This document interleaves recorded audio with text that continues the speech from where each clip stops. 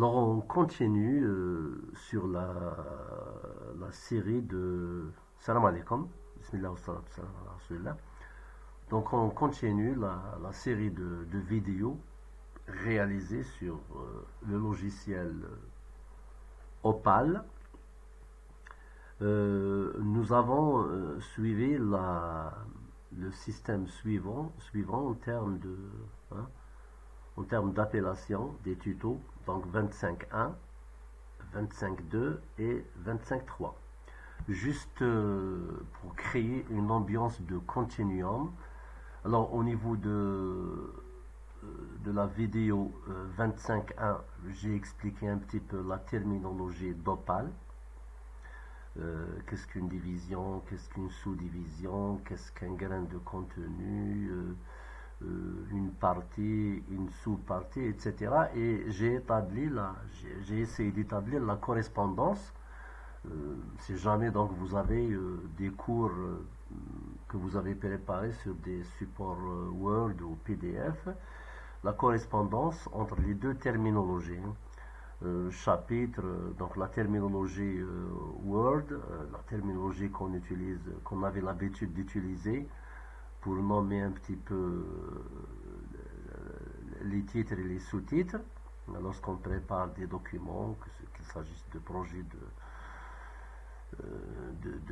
d'exposés, de projets de licence, master ou doctorat, qu'il s'agisse de rapports ou n'importe quel support textuel, hein, donc chapitre, section, partie, etc.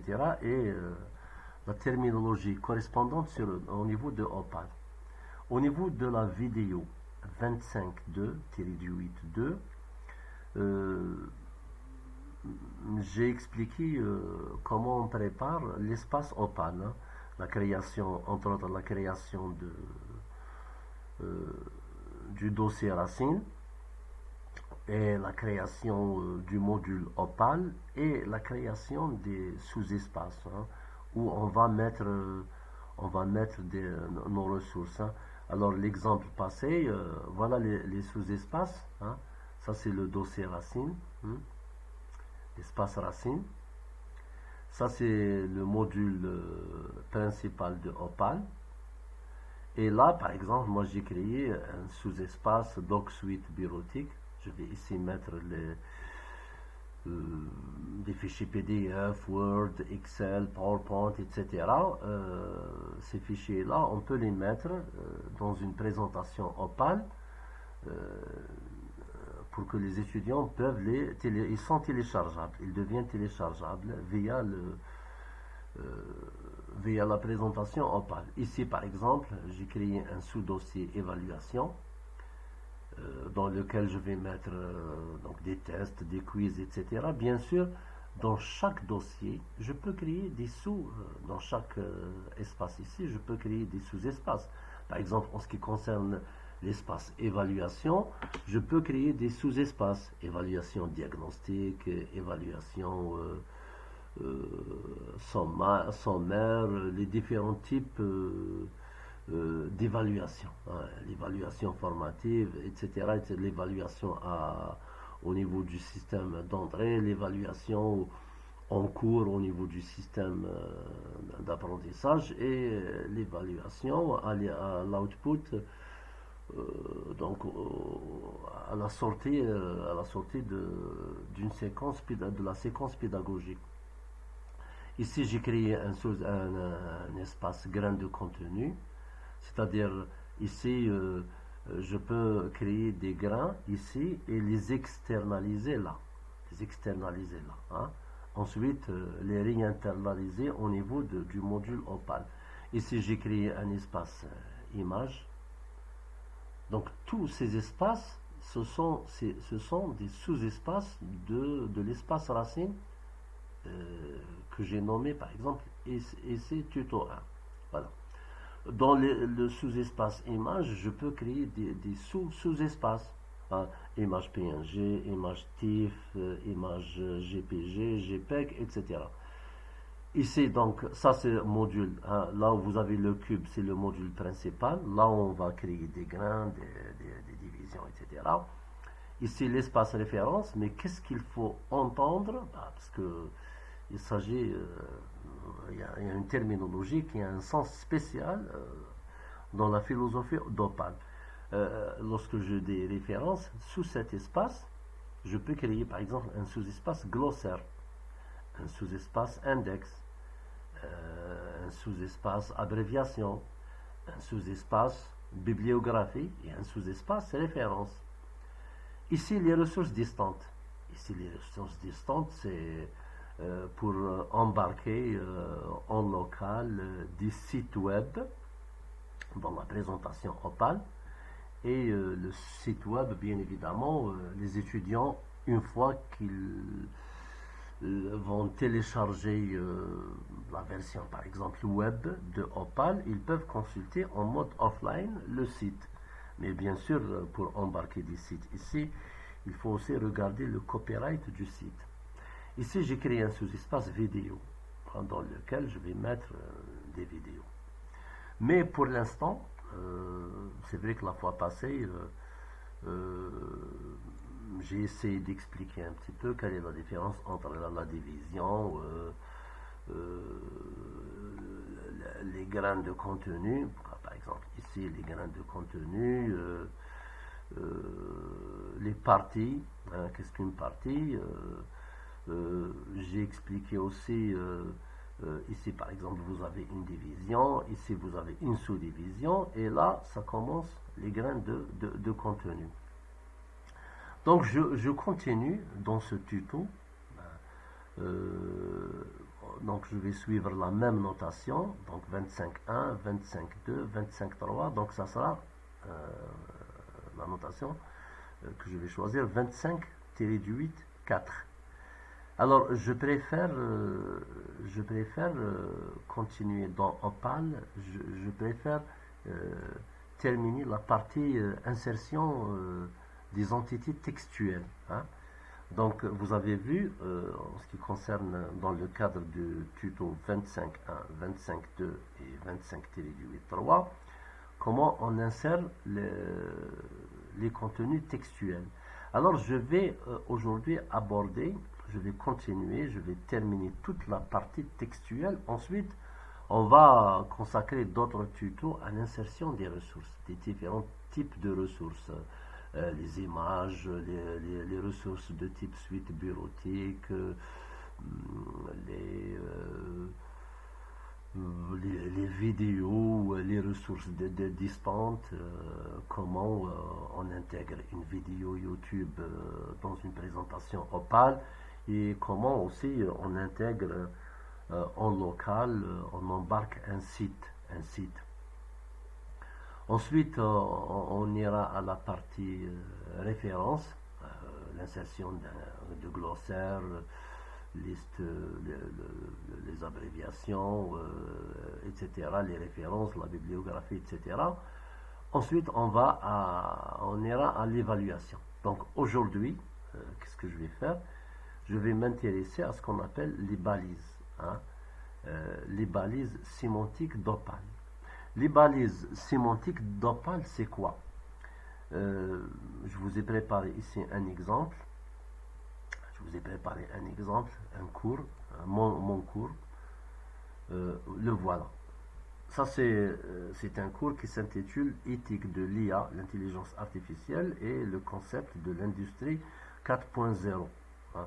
Donc, morale, éthique, déontologie et propriété intellectuelle. Ici, j'ai fait le recueil de quelques concepts et définitions en rapport avec l'éthique et la déontologie de l'IA et l'éthique et la déontologie en rapport avec l'industrie 4.0. Voilà. C'est quoi les balises sémantiques? Bon, bien sûr, un cours Opal, on va le commencer par le système d'entrée, les objectifs. Bon, ici l'introduction, etc., préambule, et je continue, et on va voir, bon, ici c'est l'introduction, et les balises sémantiques, c'est quoi? Lorsque vous préparez un rapport, un exposé, un mémoire de recherche, une thèse de recherche, vous avez ce qu'on appelle vous avez ce qu'on appelle le corps principal de votre projet, hein. C'est-à-dire les chapitres, les sous-chapitres, les sections, les sous-sections, etc., etc.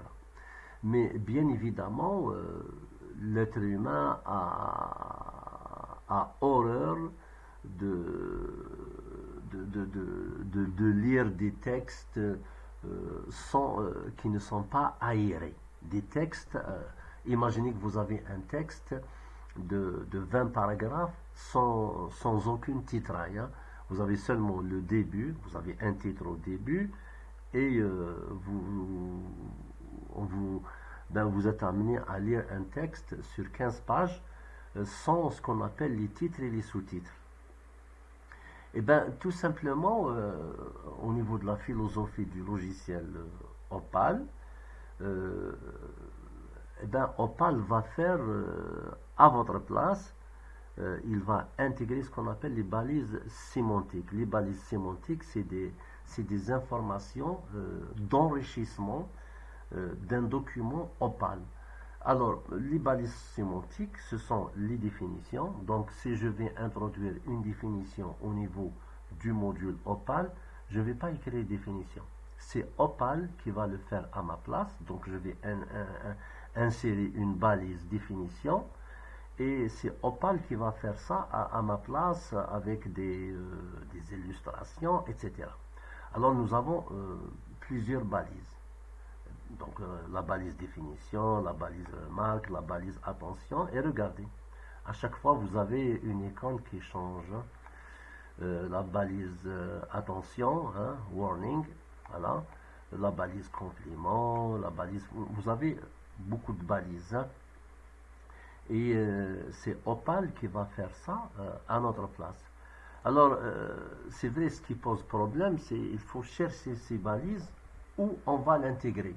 On va les intégrer. Bien sûr, Opal est un logiciel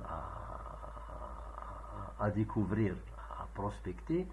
Ben, si je clique, je clique ici, ici je suis au niveau, au tout début, hein, ça c'est un grain de contenu. Si je clique là, sur le grain de contenu, hein, vous allez voir que vous allez trouver beaucoup de symboles, d'icônes qui vont s'afficher, hein. Si je veux insérer une balise sous ce texte-là, sous ce texte aléatoire, par exemple le réseau de Bravais bidimensionnel, eh bien, il faut chercher où cliquer. Si je clique là, ben, je ne trouve aucune balise. Donc si je clique là, au niveau du grain, ben, vous avez la possibilité d'intégrer des grains, des activités d'apprentissage, des visions. Il faut descendre et prospecter, eh ben, ces signalements-là, ces symboles-là, il faut les prospecter une à une. Bon, je raccourcis un petit peu. Ici, j'ai la balise information. Si je clique sur information, hein, regardez, j'ai cliqué là. Maintenant, je vais cliquer sur... C'est pas une balise, hein, non. Ça, c'est carrément du texte principal. Si je clique sur information, que je veux ajouter une balise sous cette là, eh ben, je trouve les balises. Je trouve les balises. Information, définition, exemple, remarque, conseil, etc. Si je descends plus bas, je clique ici. Eh ben, ici, c'est pour intégrer des textes illustrés, c'est-à-dire texte. Qu'est-ce qu'un texte illustré? C'est un texte avec image. Hein. Image au milieu, image... texte à gauche, image à droite, texte à droite, image ici pour insérer des ressources, vidéo, images, etc. Donc, pour insérer des balises, il faut cliquer sur information. Information, et là, vous allez insérer des balises. Hein. Par exemple, ici, je vais insérer la balise, je vais insérer une autre information. Sinon, à quoi ça sert d'insérer une autre information? Parce que, en fait, quelqu'un qui va consulter le texte que vous allez produire, il faut que le texte soit bien balisé, hein, pour que le lecteur ne soit pas obligé, si vous avez produit 100 pages, de lire les 100 pages, hein, pour rechercher une petite information, une petite entité informationnelle. Donc, si le lecteur est à la recherche d'une définition, eh ben, je vais cliquer définition. Je vais cliquer définition. Je n'écris rien. Hein. Je peux donner une définition parce que Opal me propose le terme générique de définition. Mais je peux caractériser cette définition. Par exemple, je définis quoi? Je définis le phénomène d'anthropomorphisme, par exemple. Je vais écrire anthropomorphisme. Par exemple, là, comme ça. Anthropomorphisme. Je vais écrire ça et j'aurai la correction. Anthropomorphisme. Hein. Bon, bien sûr, je vais mettre ça en majuscule. Anthropomorphisme. Et je vais mettre la définition ici. Bon, je vais mettre du texte aléatoire. Je vais mettre du texte aléatoire. Pour créer du texte aléatoire, vous pouvez par exemple ici, dans Word, écrire égal rand 2 points. Par exemple, je vais créer 3 paragraphes. Dans chaque paragraphe, j'aurai 3 lignes. Je ferme, puis je fais entrer. Voilà, j'ai 3 paragraphes. Hein. Sur chaque paragraphe, j'ai 3 lignes. Bon, je vais prendre ce paragraphe. Copier. Et je reviens à Opal. La version, je travaille avec la version 5.0.7. Et je vais ici, CTRL-V. Voilà. J'ai créé ma première valise. C'est une définition. Et plus précisément, une définition à propos de la notion d'anthropomorphisme. Je peux corriger ici, mais ce n'est pas la peine. Donc je veux ici enregistrer les modifications. C'est le réflexe qu'il faut avoir. Chaque 30, 45 secondes, 1 minute, il faut enregistrer. Bon, j'ai la disquette dégrisée. Ben je vais carrément faire un petit espace ou par exemple écrire un caractère et l'effacer et j'enregistre. J'ai une définition. J'ai une définition. Je peux ajouter n'importe là où je veux, au niveau de n'importe quelle position. Hein. Il faut seulement chercher, il faut savoir retrouver, cliquer sur le bon endroit pour afficher les bonnes commandes dont on a besoin pour le moment. Donc si je clique ici, je ne vais pas trouver les balises. Si je clique là, ça sera pour le titre long, le titre court. Si je clique pour métadonnées, ça sera pour ajouter des métadonnées, mais il n'y a aucune métadonnée à ajouter ici. Ben, si je clique sur information, c'est là où je peux intégrer. Bon, maintenant je vais intégrer par exemple la balise exemple. Je peux donner, ces exemples portent sur quoi? Je peux donner un titre, mais sinon, je vais par exemple ici prendre le même paragraphe, copier et coller. Bon, si je considère que là j'ai 3 exemples, je vais les mettre comme ça. Il faudra que chaque exemple commence par une majuscule. Je peux les sélectionner et aller là, les transformer en liste à puces ou liste numérotée. Je peux faire par exemple liste à puces. Et Opal va comprendre que à chaque fois qu'il rencontre au début de la phrase une majuscule, ça représente un exemple. Et je vais enregistrer. Je vais ajouter une autre balise. Balise remarque. Je peux caractériser cette remarque. Je ne vais pas écrire remarque parce que c'est Opal qui va générer le terme remarque. Mais si je veux caractériser cette remarque par un terme, je peux le faire ici. Et la remarque, je vais prendre toujours ce texte-là. Ce texte-là, et je reviens à Opal, et je colle la remarque, etc. etc. Bon, après la remarque, je vais ajouter une dernière balise. Je clique là, ben, je ne trouve pas mes balises, donc je change de position de clic, je clique sur titre et je clique là, je ne trouve pas mes balises, et ben je vais cliquer sur exemple, sur exemple, je clique là et je trouve mes balises. Par exemple, attention, méthode, rappel fondamental, syntaxe, texte légal, simulation, par exemple, je vais mettre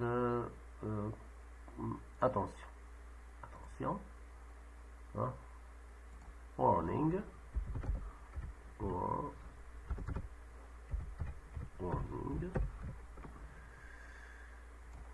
warning, et je vais prendre le même texte.